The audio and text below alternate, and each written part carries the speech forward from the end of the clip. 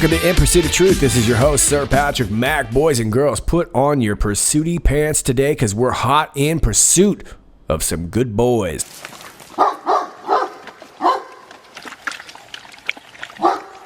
Those look like good boys. We're also talking about Guillaume, Lady Guillaume. Where has Guillaume gone? Discrepancies in the photos of Guillaume Maxwell at In-N-Out Burger raise question of photoshopping or doctoring, according to report. This is from Insider.com. Guillaume Maxwell, Jeffrey Epstein's alleged sex trafficking associate, was missing ever since Epstein was arrested weeks ago. That is until the New York Post claims to have found her in Los Angeles eating a burger. The Daily Mail visited the In-N-Out Burger where Maxwell allegedly ate. It found some discrepancies from the photo. A representative for an advertising agency that oversees a bus stop poster in the Post photograph thinks the photos were photoshopped. And we'll talk about that photo in just a second. Let's keep reading, shall we? That and other seeming discrepancies raise questions over whether the photos are real and where Maxwell is now. All right, so they're saying that something's bunk about these photos, right? The New York Post found her in the unlikeliest of places, the In-N-Out Burger in Hollywood. That is rather unlikely, calling them the first photos since Epstein's death. The Post reported that Maxwell was scarfing down a burger, fries, and shakes aren't al fresco at an In-N-Out Burger on Monday. And I just want to point out that I got hundreds of mails the other day, emails and posts and comments. Patrick, you know al fresco just means outside, right? Yeah, I do. Sucks the fun out of my joke, but yeah, I do. August 12th, while reading a book about the secret lives and deaths of CIA operatives, the photographer told the Post that Maxwell was perfectly friendly, very lovely, and that Maxwell remarked it would be the last time she would eat there. And there's the Post right there, and I called it the Better Homes and Gardens pose, but we noticed that the other shot, it looked like she was wearing glasses, and of course it didn't look so photoshoppy. She looks all cleaned up and ready to go on this picture right here, huh? Okay, so the Daily Mail says they visited the In-N-Out on Friday. Its reporters found that the advertisement posted behind Maxwell on a bus stop was for a local hospital, but the New York Post photos show a poster for Good Boys, the newly released rated R movie where preteens make sex jokes in the same spot. Outfront Media, the advertising agency that manages posters on that bus stop, told the Daily Mail that the hospital poster had been there since July 28th.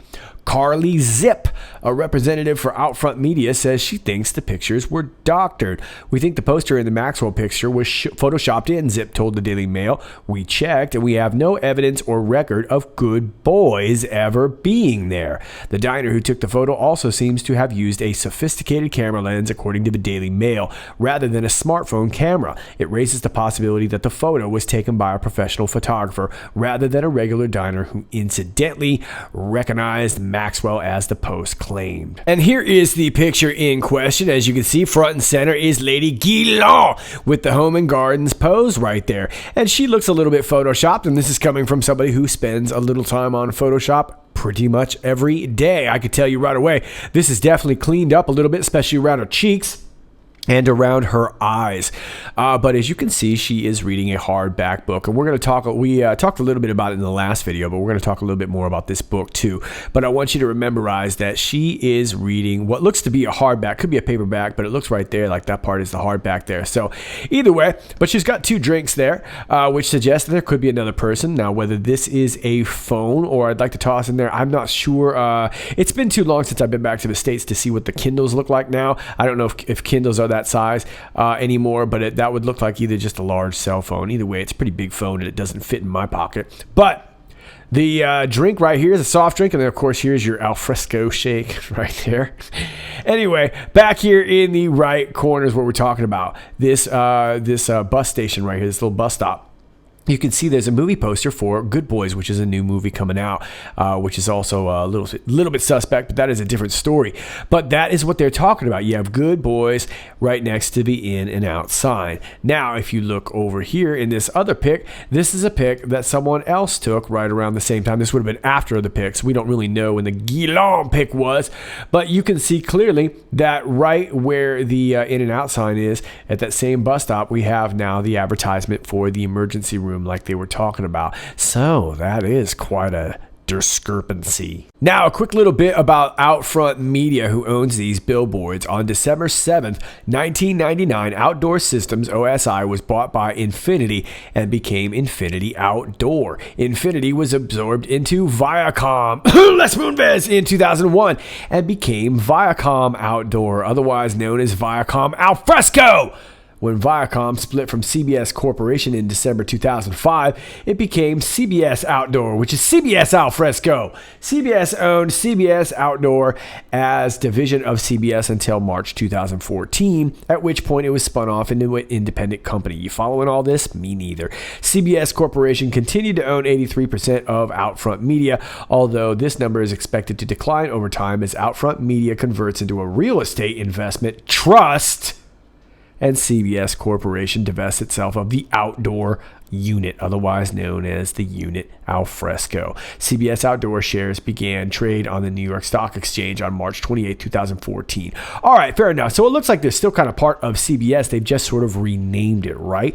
All right, fair enough. And lo and behold, we get another picture emerging from the depths of Reddit. There's Guillaume right there reading her book with her alfresco shake and her drink and her burger. And oh my goodness, is that a dog with her? Oh no. So now we've got Good Boy and a dog. Well, you know what that means, ladies and gentlemen. And if you don't, then I will rememberize you with an entire series of videos that I've really been doing. There's quite a few of them. But I would have to, I'm just going to flash these up on the screen. And if you want to go find them, you can use these and just take a screenshot or whatever and go search some of these videos. But it all goes back to a video entitled Very Good Boy. I have another one called Dog Eat Dog, Burning for Burma, The Dogged Pursuit, and of course, Try the Gumbo Parts 1 and 2. And then we have Every Dog Knows Its Own. Those are just a few of the videos that I have done on a ton of Very Good Boy dog tweets. So this seems to be leading somewhere. And this is something that I pointed out months ago, and a lot of people thought I was really crazy, and now I'm starting to think that you're probably right. Either way, looks pretty creepy, and we've got ourselves a Doge. I also want to point out, too, that behind her in this picture, you have the word, it looks like a used car lot back there. You have the word trade, and I'm not really sure if that was meant to be that way, but it seems like these pictures were being purposely released. Now, let me point out one more thing here about Lady Guillaume. I'm not exactly sure how or why this was done, but I'm smelling some Photoshop right here. If you'll notice over her shoulder right here, you will see what looks to be a break, like they were doing some erasing or something seems to be altered here, but it's done a little hastily and a little sloppily. And I know this because I do it hastily and sloppily all the time myself, and this is the kind of result that I get. It looks like she had a different background there, and it was slightly cut there. Let me just bring it in a little bit closer for you. There you go. Do you see how it's over the shoulder like there? You see a difference there. We'll take it all the way down. It seems to be pretty consistent, and it even looks like they got a chunk out of the bench here. So this looks like some photoshopping. Also, you'll notice that the brick pattern over here and the brick pattern over here are completely different, and I'm not sure why they would need to do that for such a basic little wall, but it definitely looks like there was a different background behind Lady Guillaume. And here you see in this picture again, it would have been over here on the left side over this shoulder. The brick pattern just isn't consistent with what we saw over her shoulder. So my guess is that she may never have been here in the first place, and that's probably why she posed. They could have posed her at any food court in any old in In-N-Out Burger around the world, and really, we don't even know when the picture was taken. But this looks highly suspect to me. She looks not only photoshopped, but maybe even photoshopped in the picture. Now, let's get off of Gilon for just a second. Thanks to an Anon who sent me this from people.com. This is an article that was published not too long ago from July 24th, 2019. The mystery of how a West Coast made In-N-Out burger ended up on a New York street is solved. After a grueling 4-day investigation, the man who found a lone yet pristine In-N-Out double-double in Queens is revealing how the burger ended up on the street. And for those of you who do not live in the United States or not familiar with why this means something, In-N-Out is a West Coast chain, meaning that it would be all the way over there in California. I don't know if it's branched out now to Arizona or inland or whatnot, but it used to only be a California chain. So finding it in Queens is all the way on the east coast of New York, which is what makes this whole thing strange. I never thought I'd have a concrete answer, 31-year-old Lincoln Bain wrote in an essay published in Vice. I assumed this was just a mystery that would consume a part of my brain until the day I die, much like how the JFK assassination consumed my parents' generation. As he was beginning to give up, Bain received an Instagram DM at 9:56 p.m. on Tuesday from a 16-year-old girl claiming the burger as her own. "Hi, this is actually my burger. You may not believe me. However, I came from a flight that arrived at 5 a.m. from San Diego," the message read. Naturally, I was suspicious. Over the past 4 days, I've received a lot of messages from people claiming to be the culprit, but after soft interrogation, their claims completely fell apart. But this one was different. This explanation stayed intact, as solid as the very burger I discovered on the streets of Queens. And there's the picture right there. And this is a very strange picture. It looks like it's almost kind of perfectly placed for us, right? But Helen was sincere, and from the jump, I knew this person may hold the answers I've spent the last 4 days searching for, he wrote. Helen, a high schooler who attends Veritas Academy in Flushing, explained to Bain that she ordered a few burgers at an In-N-Out in Encinitas, California, just before her flight back to New York on July 19th. So you were in Encinitas and you flew out of San Diego? All right. I thought the story began on July 20th when I found that fateful burger smiling at me on the sidewalk.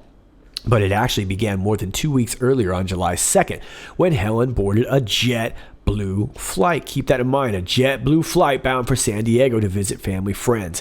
On July 19th, she was due to fly back home on JetBlue Flight 90. A red-eye departed at 8:56 p.m.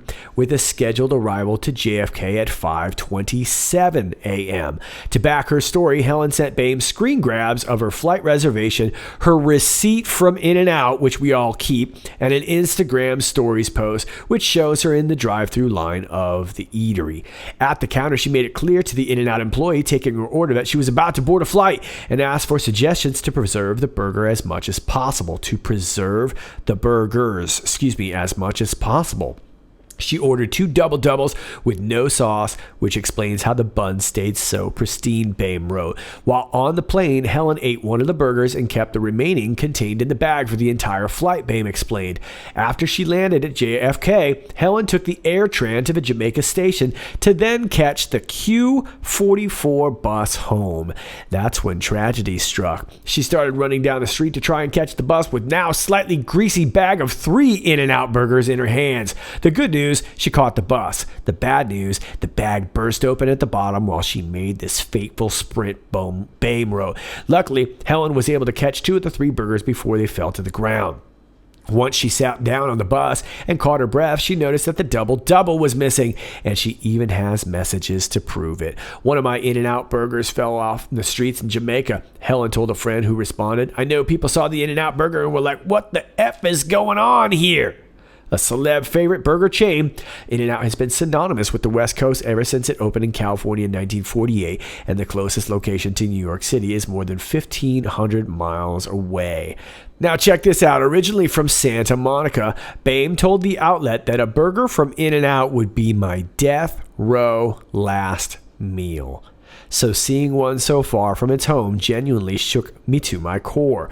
Bam is so dedicated to In-N-Out, in fact, that he probably eaten there more than 1,000 of their burgers in his lifetime and has tried many times to transport them from California to New York. Wait a minute.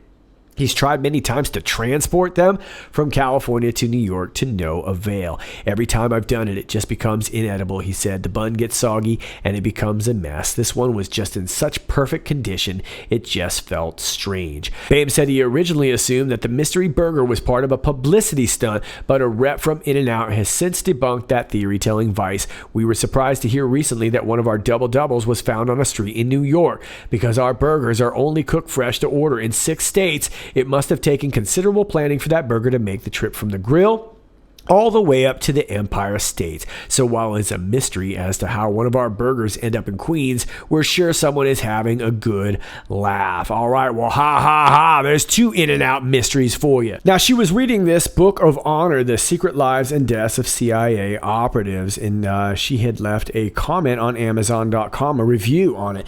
Turns out she's left quite a few reviews, if indeed this account belongs to Ghislaine Maxwell. We don't know.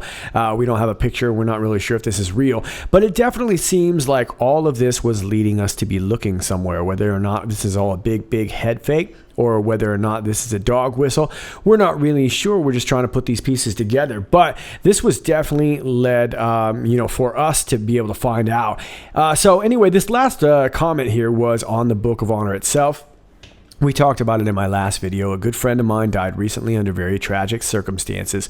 Some of us saw it coming for quite a while, but it was still a huge shock when it finally happened. I pick up this book at the advice of a friend and absolutely couldn't put it down. And it starts to talk about, we're not going to read the full review because it takes us off this page, but it talks about the alphabet agencies, Mossad, things like that, and how she kind of sympathizes. And this would have been done on August 16th, so Epstein would have already, quote unquote, been dead, right?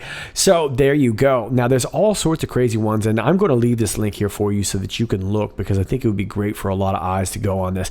This might be a bunch of nothing. It might be a bunch of purposeful stuff to get us digging for nothing. I want to point that out too. But I did find it very interesting that there were quite a few reviews for a person who never really wanted to be photographed. And really ever since 2016 hasn't wanted to be photographed. She sure led a lot of different reviews on all of these different kinds of books, and oddly enough, screens. This one right here, Eilun Screen Protector. These worked well and are pretty transparent to the operation. Okay. And there's another one down here too, talking about a screen protector. Excellent hose, great hose. Seriously, a drinking water hose. Camco 50-foot premium drinking water hose. And Ghislaine Maxwell decided to say, great hose, excellent product. We're wholly satisfied. All right, about the hose. Glad you like the hose and the leave-in conditioner. So this is pretty crazy stuff here. And where's the one? Here it is right here. A great screen protector. This is a great screen protector. It was very easy to install. I like the feel of it on the phone, and it doesn't seem to interfere with the operation.